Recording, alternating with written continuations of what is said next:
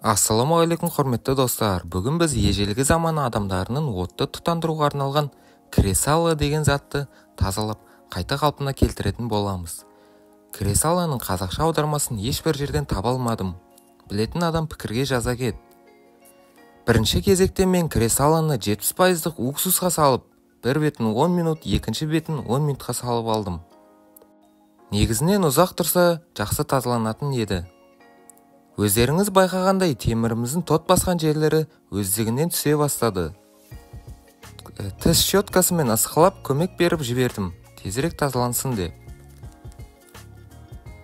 Сумен жақсылап жуып алдым да құрғақ сүлгімен құрғатып алдым. Және достар, ескерту, мен сияқты қолмен ұстамай, қолға пайдалану қажет. Одан кейін осындай наждак губкамызды алып, екі бетін тегістейтін боламыз.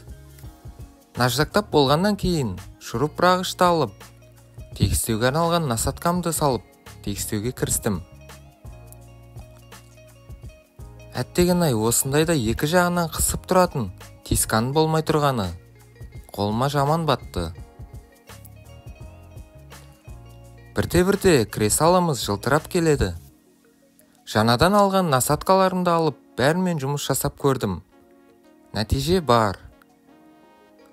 Және достар, айта кетейін, мен реставрация жасауға тағы да көп заттар алдырған болатымын. Дәл қазір олар болмағандықтан қолда бармен кірісіп кеттім. Және темір щетка болғанда қатып кетер еді. Наждагымды сулап алып та ысқылап көрдім.